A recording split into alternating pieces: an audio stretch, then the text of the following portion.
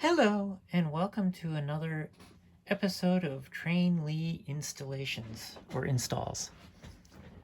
For this, I am reviewing a locomotive I just finished completing.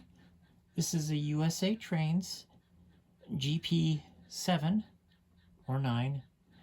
I'm not 100% sure which one, honestly. And the customer wanted a non-sound decoder in this locomotive.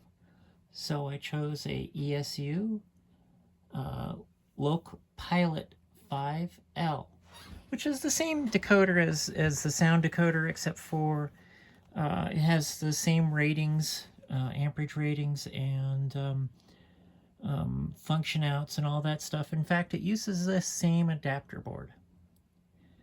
So with USA Trains, the complication with them is oftentimes they were wired, in my definition, backwards. What this means is that they use a common ground, whereas decoders are set up to use a common positive. So as part of that, I have to take the locomotive lighting boards and I rework the lighting boards with new LEDs or new lights. And then I go back through and rewire those lighting boards to the various functions on the decoder, allowing me to program the lights to then work as they did from the factory. For this locomotive is no exception to that. I took the lighting boards out completely, reworked them, replaced the LEDs, I replaced the number boards lights with LEDs. This one had all incandescents, and I left the headlights and the tail lights and the cab light as the incandescents. Part of the way these originally worked, and I've got the lights a little low so you can see this, I'll move the camera a little bit. Let's see.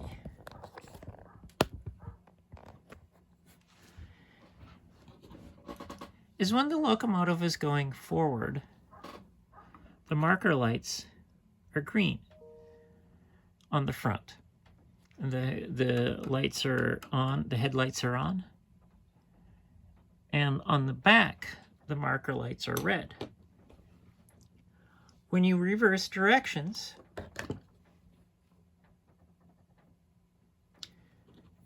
the headlights go off, the number boards stay on, and the marker lights turn to red.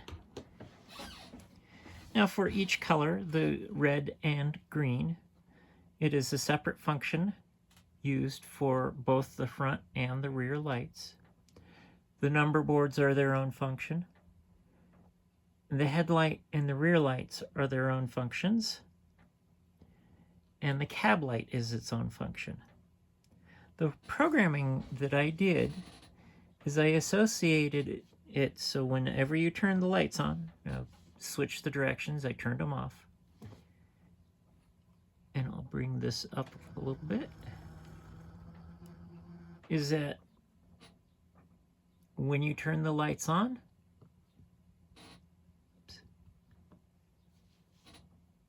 all the lights come on, meaning the headlights, the marker lights, the number board lights, and the cab light.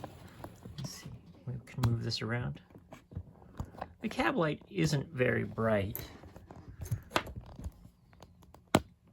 Now the other thing I did with this is I believe the incandescents were originally designed to be able to take up to 20 volts.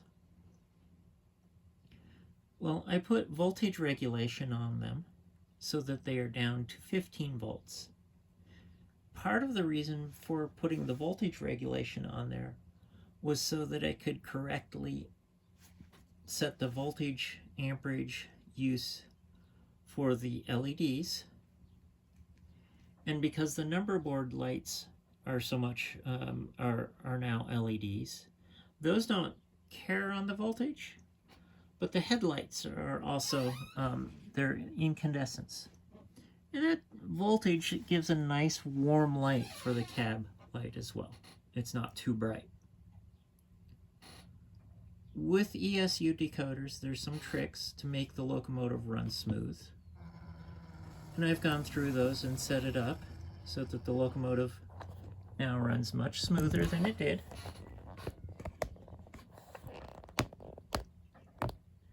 So that's the basics of this one. Is that there, again, like I said, there is no sound. I also I didn't even bother connecting the smoke as per the customer's requirements. They don't use the smoke, and it would just cause problems. So there's the basics of it. Again, this was is a USA Trains locomotive.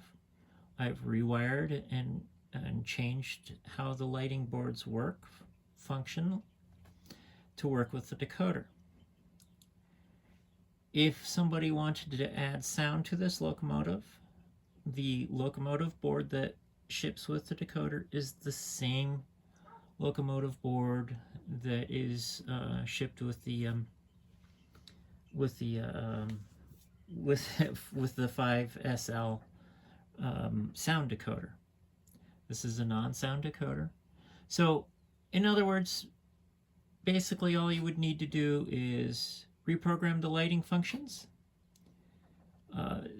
install the sound project, and install a speaker, and then the speaker would just solder to the locomotive board.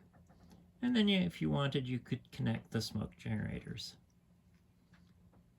Thank you for watching. I am Christine McNary with Trainly Installs.